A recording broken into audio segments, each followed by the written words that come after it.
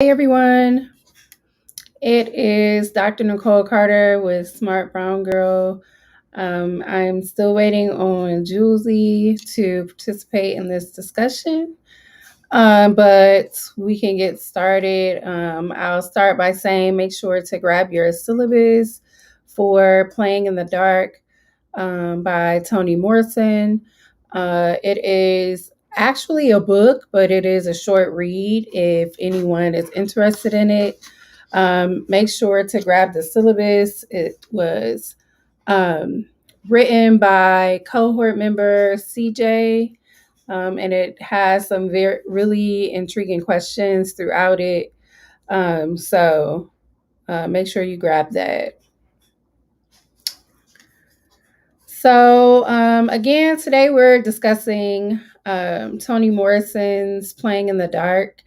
Playing in the Dark is a collection of nonfiction essays. It's a really quick and straightforward read. If you really like theory, if you don't, it's still something that might be easily accessible if you take your time to navigate through it. It really critiques a lot of the American history that we've been taught to read and considers the perspective of Black folks in that literary work. So in the syllabus, if you were to follow along, the syllabus starts with a discussion of the preface. And that preface is the words to say it. And so in that preface, it talks about things like the use of language in American literature, identity, history, and things like that. So in it, it talks about Marie Cardinal's, one of the essays written by, or autobiographical stories written by French scholar Marie Cardinal. And Toni Morrison really tries to critique some of the work written by Marie.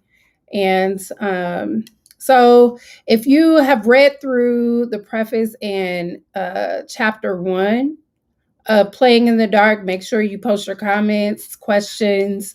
Even if you haven't, if you have questions about or critiques about American literature, then go ahead and post those in the chat and I can respond to them.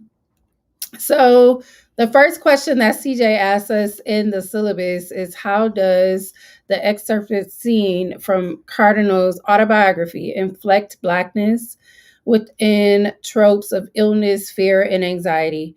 So, for those who haven't read it or who have, but maybe haven't read it in a while, one of the things that happens in this autobiographical story is that Marie Cardinal reflects on going to a performance, a jazz performance by Louis Armstrong, and has an anxiety attack basically while listening to this performance.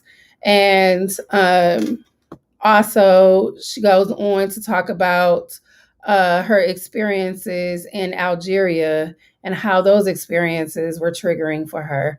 So Toni Morrison looks at this and kind of critiques it as if saying, for this French, this woman, or white woman specifically, she asks, why is it that that Blackness or things associated with Blackness come bring about things like fear and anxiety and illness and all of these different things. So again, going back to that question, we like the author Cardinal talks a lot about being triggered, and those triggers coming about when listening to jazz music. This preface is meant to open up the remainder of the book, the chapters, in speaking about the role of Black folks in American literature.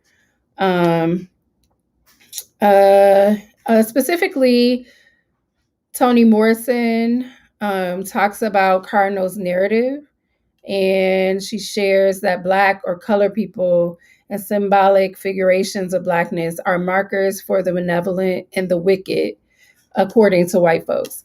The spiritual, thrilling tales of Allah's winged horse and the voluptuous of sinful but delicious sensuality, coupled with demands for purity and restraint. These figures take shape, form, patterns, and play about in the pages of the autobiography. She's talking about that one that I mentioned, but she goes on to open this discussion up to American literature written by white people in general and the role that Blackness plays within that literature. So, the next question that CJ has for us in the syllabus, it says, consider literary images of Black people and characters in popular American texts. How does the portrayal of Black people differ in these texts from Morrison's or any other Black author? What is the rhetorical utility of Blackness and Black people in these texts? What are the feelings associated with Blackness and Black people? So, again, if you have any questions, any comments, if you want to answer a question about what do you think the role of Black people serves in American literature, particularly in the writings of those who are not Black, what role do you think they have played in that literature? Go ahead and put it in the chat and it'll pop up on the screen, actually. So, one of the things that I thought of in going through reflecting on um, the writings of American writers or American literature is, one, I haven't really read a lot of American literature that is not written by Black folks. So that was really interesting to reflect on.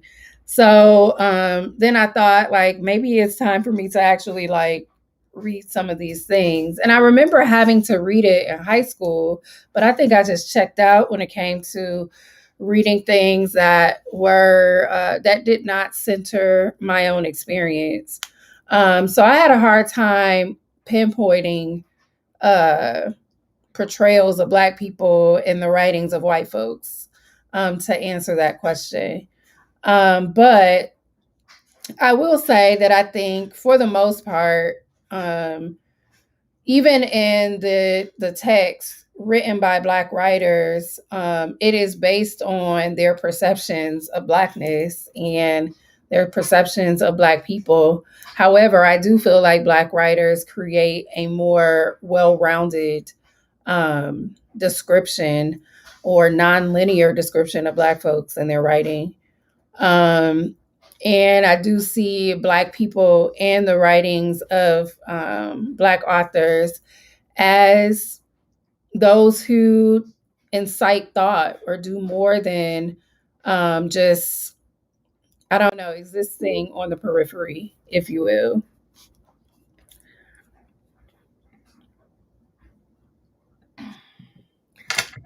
Hold on.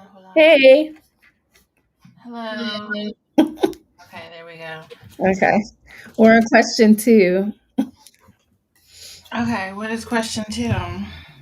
So it asks about literary images of Black people in American text.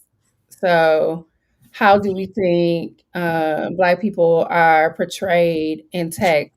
And how does that differ from Black people in Morrison's work or other Black authors? So, I was just mentioning that when I reflected on this question, it was interesting to me because I realized that I hadn't really read um, a lot of American literature outside of that by Black folks, except for in high school, probably in middle school.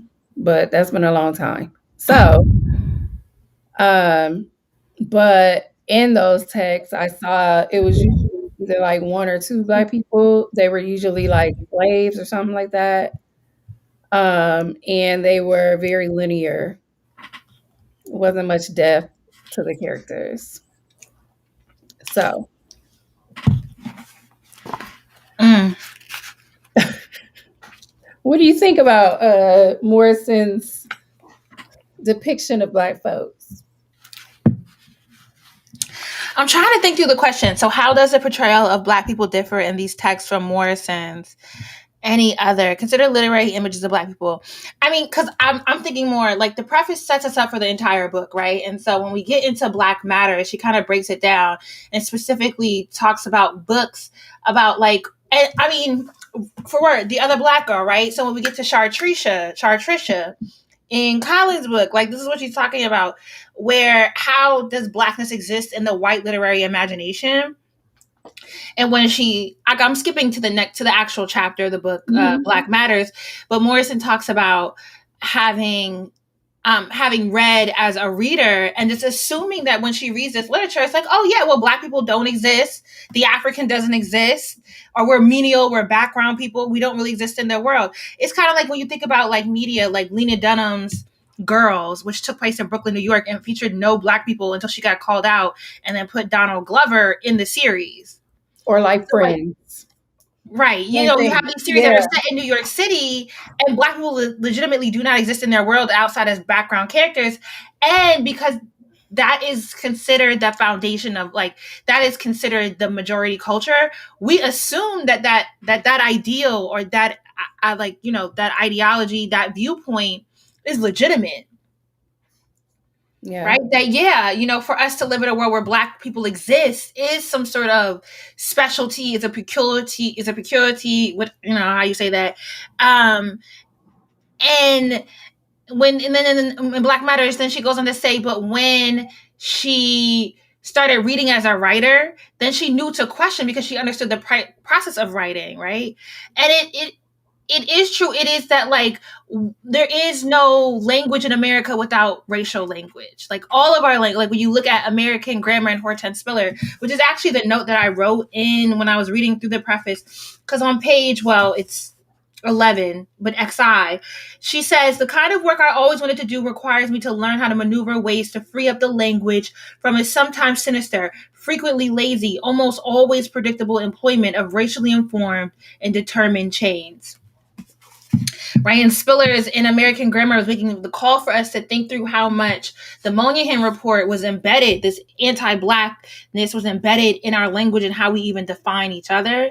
Mm-hmm. And like Morrison, and I think she actually holds true to that, right? Like she does not write for the white gaze. So I personally think we've kind of moved away from what makes Morrison so powerful as a literary agent, is that like she did not write for the white gaze. And almost every time I have a critique of a book we've read in the book club, it's because I felt like there was an explanation, there was a part happening that was to reach a white audience, because there's this belief that white audience do not understand Blackness inherently because they don't need to. And so we have to go an extra mile, or we have to change our own language, change the way we write, change the way we discuss our Blackness in order to make this literature accessible to a white audience. And I mean, so I agree with that, but I also feel like, I don't know. So yeah, Morrison, I think that is an important point, that she is writing that she's not writing for white folks whatsoever. And she said that on multiple occasions in her writing and also in interviews. And I think the thing that I'm thinking about is like, is an explanation always necessarily like writing for white folks when it's in the work of Black folks? Like providing an explanation for something, is that always just because?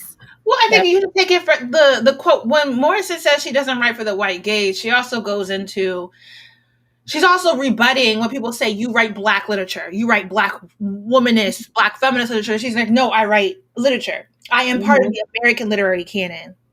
Yeah.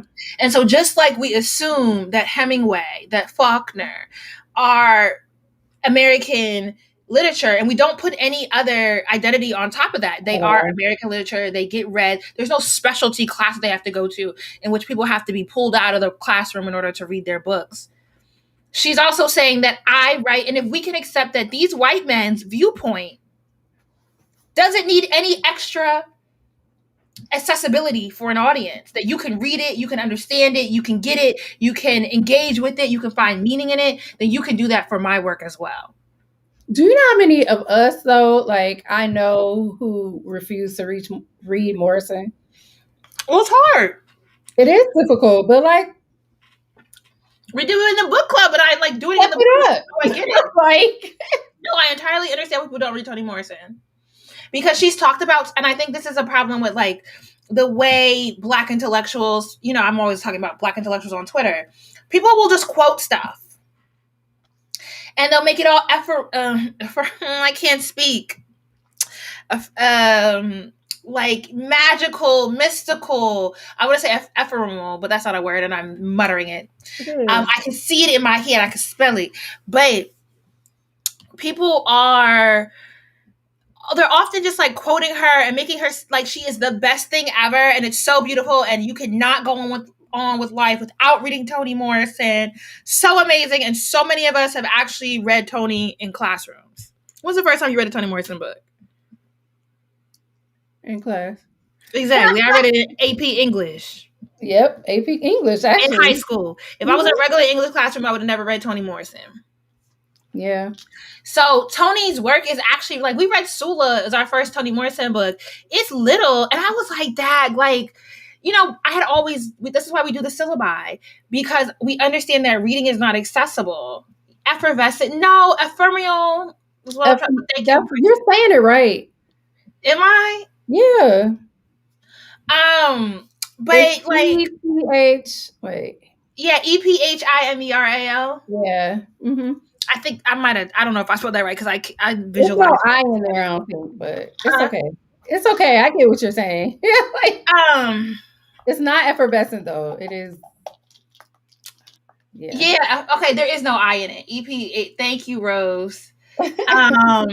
But no, but like, you know, we read Sula, and it's a little book, and it's great, but it's actually, you know, and I was really, look, me and my ADD are going all over the place. So when we started the book club, it was always that reading is not accessible, right? And so we were going to produce syllabi as reading guides to help people through. And I knew that Toni Morrison had to be read because she is foundational American literature by a Black woman. And this book club is focused on Black women in the forgotten spaces. But I picked up Sula because Song of Solomon is my favorite Toni Morrison book, and I knew off cuff that was complicated. But I'm thinking, people talk about Toni so much, and they reference Beloved, they reference Sula, and The Bluest Eyes the most. Those three books the most. So I was like, okay, well, those are the first three. I'm like, we'll stack it over the course of the 3 years. Every February is Toni month. And we go to do the syllabus for Sula, and I'm just like, this is actually a rather complicated book to read, because she's very heavy on the metaphors, and she uses a lot of allegories, and you have to also, I love American history, and her books are almost always have a heavy dose of fictionalized American history that helps you to better understand the points she's making in the book. Mm-hmm. And I know quite a few people picked up Sula because that was the second month of the book club. And they're like, oh, this is going to be easy breezy. And they were frustrated because it was a very hard book to read. Toni Morrison is a complex writer. And so many of us experience her in classroom settings, and we experience her in such a profound way, but that we don't even realize the assistance that we've gotten. We have received and the privilege of that assistance. And then we turn around and tell everybody to read Toni Morrison. And folks are like, yeah, I'm going to read Toni. And then they go read it. I don't know what this lady talk about. But you know, and to be honest, it took me several times to read the different books. People ain't got several times to read a book. I know. But it's like been over years, you know? It's like it's not in one sitting. But it's like, I don't know. I read Toni Morrison in class, and then Oprah's book club got my mama and my grandmama.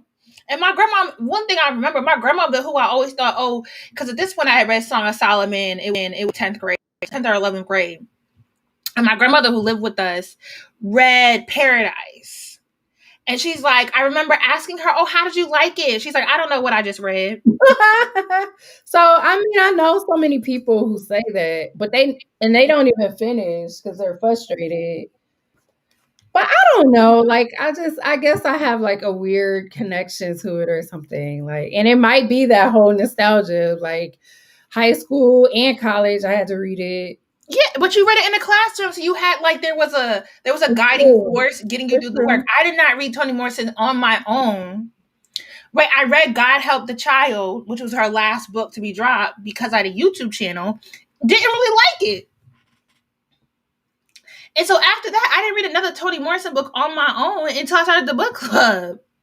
She's not, most people that really enjoy her are academics.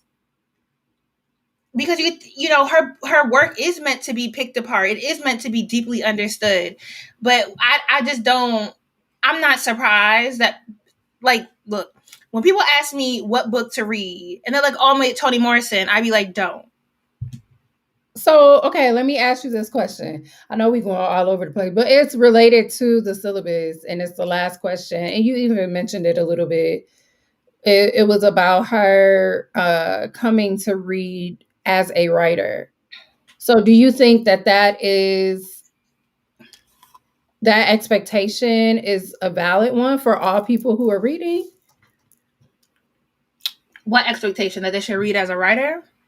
No, because they're not critiquing the book. Toni Morrison is saying that, like, her whole basis for writing this collection of essays about whiteness and the literary imagination is that she has a specialty. Because not only was Toni a writer, she was an editor before she ever wrote a book. Mm-hmm. And this is a collection of speeches that she gave at universities. So, like, highbrow conversations. She's an editor, so she's gonna have I don't think it's reasonable that you expect anybody every day to pick up a book and read it like an editor would read it, or read it like a writer would read it, or read it as an academic would read it. Those are all very different styles. I expect people to read as readers. And what she's saying is she's challenging us as readers to, why do we make the assumption when it comes to a Hemingway, when it comes to a Faulkner, when it comes to a who wrote the Fight Club, that white man, Kurt Vonnegut, when it comes to like these sort of American authors, why do we so readily accept the viewpoint that they offer? And then when we read and therefore give reviews of Black literature, it is this pussyfooting around this idea that, like, you as a non-Black person cannot understand what you just read, because that's not the world you exist in at all. That Black people don't exist in your world. And then she's talking about the literary world, at least within Black Matters. And so when the critics come in, and they again understand the American authors, they understand the Vonnegut's, the Hemingways, and the Faulkners, and then they don't challenge any of the representations of Blackness in the books, because it's not like they don't include Black characters at all. And oftentimes, like one or two. I mean, but there'll also be characters that movement happens through, that the story moves along through these characters. But oftentimes, like, again, as Hortense Spillers breaks down our language of how we talk about Blackness, these aren't even people; they're bodies. And I think Toni just gets into all of that. I like it. Like, I mean, you have a PhD. Like, you've been in school for how long? Like, I don't think it's people dislike Toni. I just think Toni cannot be read on your own. Like, most people are going to have a really hard, not that you can't read it at all. Most people are going to have a very hard time committing to reading a Toni Morrison book from front to back on their own. I mean, and I think there's nothing wrong with that. Book clubs are important, because outside of this, you wouldn't have that opportunity. A lot of people wouldn't. I feel like a lot of people don't even assign Toni Morrison anymore. Like that's not even a like out of sight, out of mind. So unless like so when you go to college, it's usually part of some like African American literature class. It's not like a part of the like I guess normalized curricula. But again, it's still part of classes. So I Exactly. get what you're saying. It's I a was just privilege. asking questions. A lot of people, like a lot of people can't even get into like good schools. Yeah. And then like the different funding, like there's a hierarchy in the HBCUs. HBCUs ain't created equal. So where are we telling these folks to go? And then if it wasn't for Oprah, I probably would not have read Toni Morrison in high school because I had a white English AP teacher who was white women were obsessed with Toni Morrison. I think Oprah, especially for a lot of us millennials who got to read Toni in high school, and that set the ground running, right? Because I had been reading, Mine like I was love James Baldwin, but like he was not metaphor allegory heavy. Like my man said what it was, and it was what it was. You get to Toni, and it's just like something in the trees. And like, okay, what's a milkman? You know what I mean? Like, what? But yeah, I mean, the white women were really into Oprah, and Oprah, read Toni twice a year in her book club. Had her on Oprah several times. So, I think we just have to understand, like, this is what, as I was saying earlier, like other influencers, like YouTubers will be like, oh, I want to get a book, Julesy. Like, I'm just going to read the Toni Morrison book y'all are reading. And I'm like, no, sis, don't. Because you're going to stop reading. So let's ease you in. That's why we kind of do a breadth of books in the book club. We don't stay up here with like the Morrison style writing because we're going to get into the Prophets next month. Incredibly, I think, a complicated book to read. Right? We're going to balance that out with the, Secret Lives of Church Ladies after. That's why we did, My Sister the Serial Killer. It's how we read all these other books to help ease people in and motivate them to like, and it's okay. Even if you only read a couple chapters of the Toni Morrison book, like you're still doing something. And maybe you come back to it later. Maybe you don't. But like, we just wanted to get you to open the book up to begin with. But if people won't read on their own and they are not readers, they're not people that have been heavily invested in this kind of reading, I do not recommend Toni Morrison as the first book to read. Oh, not the first book. No. Mm-mm. No, I'm just saying, like, I feel like I want everybody to read her, just like we're forced to read all these other things. I think that's my point. Yeah, I guess she could, but teachers need to get paid more. They do. So they can do more. But let's get into Black Matter since I keep bringing it up. You want to read the quote? Yep. So this quote is from page 13 in Black Matters. It reads, like thousands of avid but non-academic readers, some powerful literary critics in the United States have never read, and are proud to say so, any African-American text. It seems to have done them no harm, presented them with no discernible limitations in the scope of their work or influence. I suspect, with much evidence to support the suspicion, that they will continue to flourish without any knowledge whatsoever of African American literature. And so the question asks, what is the relationship between national literature and a national identity? Are there any quotes that relate to this question that can be shared? I was a little triggered by that quote, though. Huh? I said I was a little triggered by that quote. Why? Because it's true. It's like so working in an institution of higher education, like I know so many people who have they consider themselves to be well read, but I guarantee you have never picked up a book that can be deemed as like a quote unquote African American text or something written by a Black person. And they cool with it. because they think their viewpoint is the American standard. That is exactly what it is. And that's what Toni in Black Matters and then the preface is pulling apart.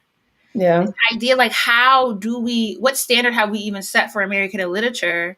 And why do we allow, like, imagine being, like, can a Black woman exist in this space? Can a Black writer exist in this space and be allowed to say that they have never read white literature? No. I don't think that's possible. I mean, I don't know. Like, I even know people who have gotten their PhD and in their dissertation work refuse to cite any person other than either Black women or Black people. But prior to that point, it's like it was expected that they were knowledgeable about uh, all things other than that written by Black folks prior to justify why, right? And then you get to be seen as, like, it's like they get to be seen as all knowing, as super intelligent, as bright people, and they've never read Black literature. But the same, I can't say, oh, I read all the greats in the Black literary canon and be seen as, the same validation or the same validity, shall I say. Yeah. It's a mess. Look, so I did find some quotes. I like this one well. So one was by Ernest Hemingway. Yeah. And he wrote, all modern American literature comes from one book by Mark Twain called Huckleberry Finn. Yeah. Like, my guy. Really? So. But then Salman Rushdie said American literature has always been immigrant. So that's like a different. And then Toni says that, there's no language in America without racial language, which says that, like, we are literally, like, at Word to Horton Spillers, we are embedded into the American grammar. Yeah. And actually, Spiller takes it further and says it's anti-Blackness that is embedded into the American grammar. So if you're into, like, well, you know how I'm into theory, but any critical race theory, Derek Bell talks about the pervasiveness of racism. So, like, how it is embedded within American culture, like the establishment, basically. And so if it's part of American culture, then it's part of the language as well. Yeah.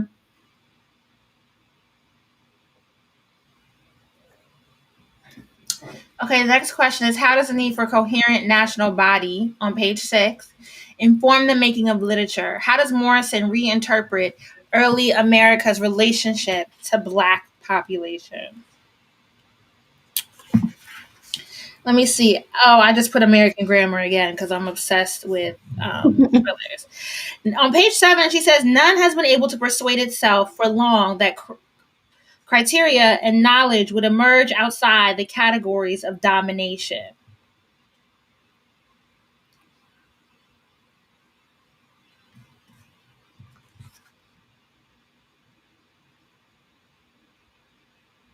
Yeah. I have a whole bunch of quotes. Yeah, like, I mean, I keep going back to Spillers, and this is why we read this book after we read Papa's Baby, Mama's Baby, Papa's Maybe, because, like, this is maybe a easier, more decipherable way to digest the points that Spillers makes in her essay.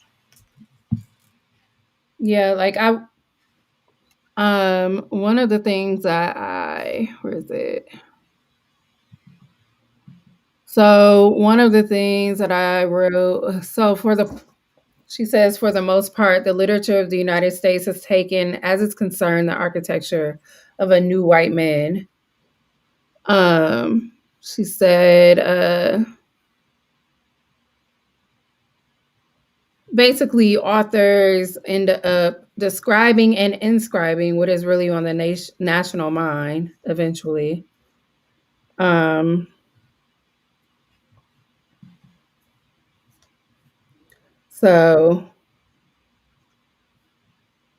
but I still feel like, even like, well, I don't even know if anyone that I would call like outside of Toni Morrison at this moment, like that is so widely read and written that we could actually consider like a contemporary American literature. Like, is there someone that you would deem Be what?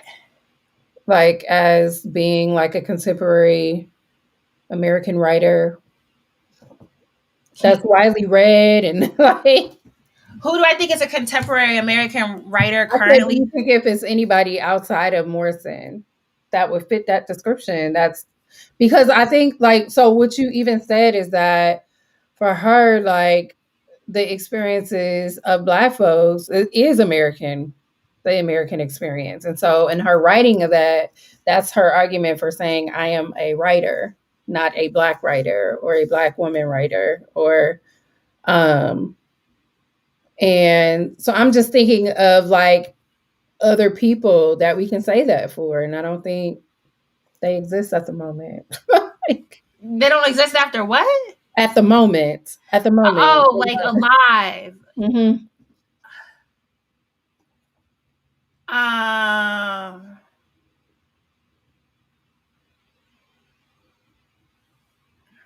I mean, Kiese Layman, he makes this point though. He's just starting. Yeah, hold on.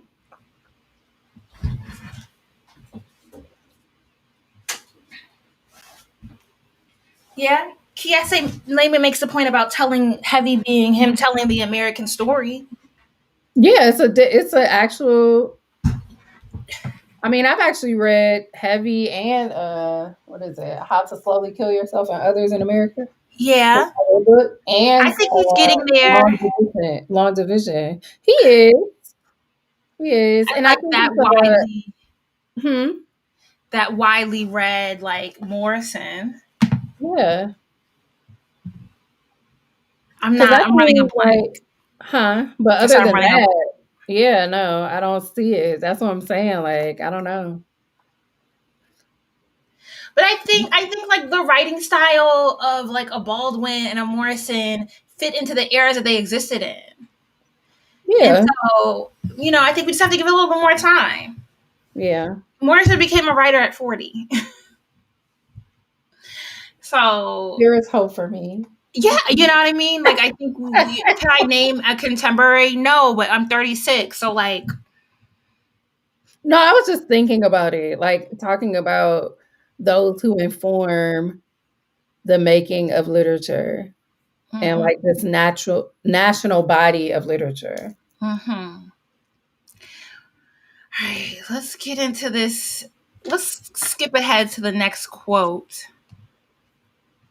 I kind of feel like we've talked about all these points, though.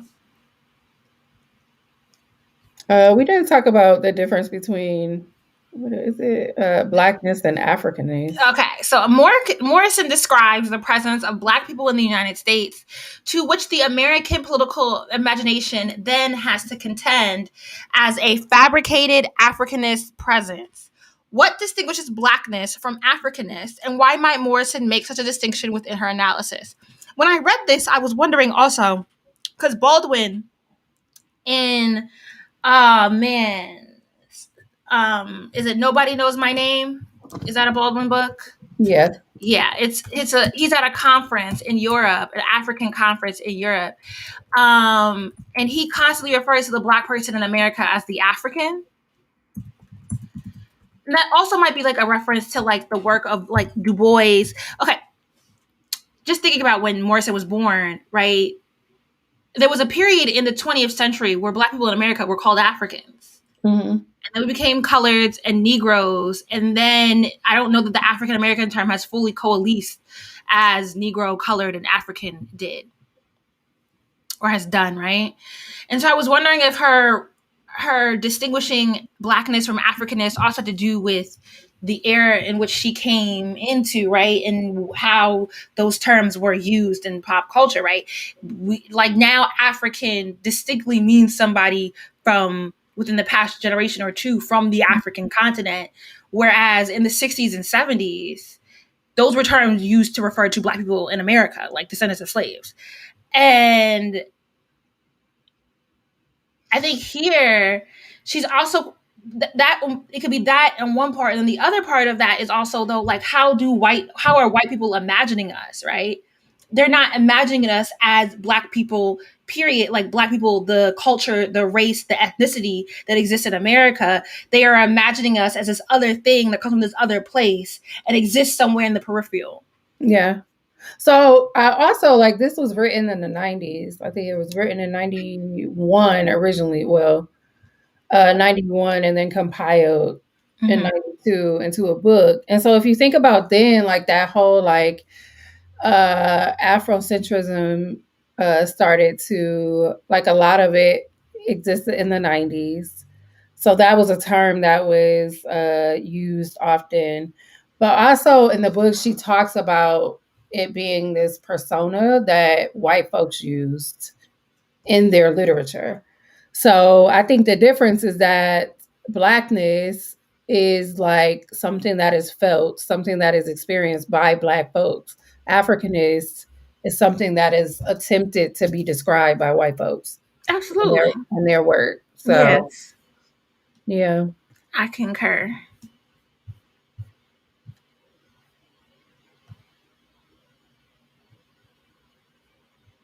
You want to skip to the next one about imagination and language? Well, you can answer that. How is our imagination connected to language? You said I can answer it? I'm just gonna quote Spillers again because you know what? It's this passage. Wait, let me find my syllabus for Spillers. It's right here. Okay, and it's at the end of part one. Is it okay when Spillers is talking about fatherhood? I think it might be right here.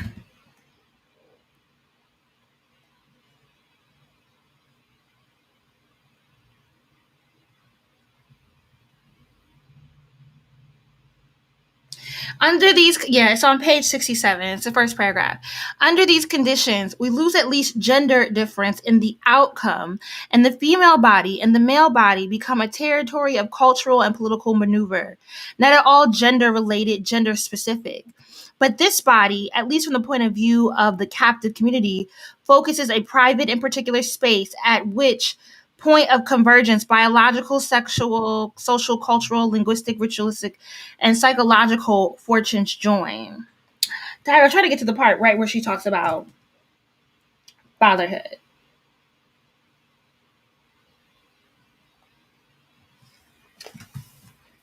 But I think because of language, I mean, this whole section she's just talking about, like even when when she starts to get into Monyahan,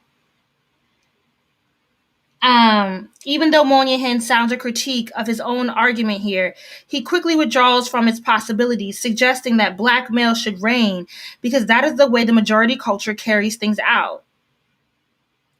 And then she goes on to point out how that has been embedded, like into our language, even how we viewpoint, like even how we talk about father and daughter. Mm-hmm. Maybe she does that in part two. I could have swore I highlighted it and circled it. But I promise you it's in here somewhere. I don't like when reading through this, I'm actually still thinking about it, but and now Yeah. that you brought up Spillers and talking about who talks about language a lot and like language and the absence of language in certain ways constructing people's reality. Mm-hmm. Um, and so I see language as like, like people who say that you can only dream in your Like you dream in your own language. Well, that's how you know when you become fluent in a language, when you start to dream in it. Yeah. And so, but also like the fact that like, so language also can be limiting in terms of imagination because we don't have, like the language to construct a particular thing or to name a thing. But then at the same time, do you really need language? Because I kept thinking when I read this, I kept thinking of like the term feminism or intersectionality. Like these are terms that are actually relevant, like actually really new if you think about the construction of language. So Mm. they're new terms, but the actions associated with them are not. And so I don't know, like, and I think of Black women engaging in like activism and all these different things, and they're imagined because like they engage in these things because they imagine something greater. They saw possibilities of something greater, but the language to define or name those things wasn't necessarily there. Mm. So there it's deeply connected, but one doesn't necessarily have to exist before the other. But I don't know. I was thinking about a lot with that question. So I found the part of Spillers. It's actually in part 3 where she gets to the family. Okay. But and this is the point that Morrison makes in her writing, like in Beloved, when she's talking about, the power of language matters, because even when we think about like so many of us, we can't even like what does imagination mean here, right? I think sometimes we think of imagination as how we imagine things that have yet happened, but also like maybe like you imagine having conversations. You imagine explaining the things that happen to you, right? And we think about language around the trauma that we've experienced. Like I'm always trying to make this point that like Black women, we go through so much, Black queer folk, Black trans folk, we go through so much casual trauma that we don't even know how to name it because Mm-hmm. it becomes so normalized. Because it just becomes, we have language that so readily allows us to, one, absorb the shame, and two, to dismiss it. Yeah. And the language is a lot more terse around naming the trauma that we've experienced and finding accountability and a restorative and reparative process within that accountability framework. Yeah, and you just said something like extremely important to me, like the accountability language is connected to accountability. So if you are able to name something, then you're responsible for something as well. So it's interesting because I was just talking about that today with the whole like sports and naming, so talking about language, the ability to say like no, like I'm not doing this right now because I have been traumatized, like, or abused or whatever, right? So very important points. Well, I think we can close out here. Mm-mm. We got one more question. Talking about, I already answered this question. what do you think the difference is? What distinguishes the activity of writing from reading? Mm-hmm. I said You earlier, said Morrison it, is the editor. We had this whole talk. Yes. but what's the difference? What We've does a already writer discussed it. do We're that gonna end. a Thank regular y'all reader? all for tuning in. Okay. Bye, everyone. See y'all on Tuesday with me, and well, I might be double booked, but see y'all Tuesday. Bree will be coming in, for the conversation. Thank y'all for joining.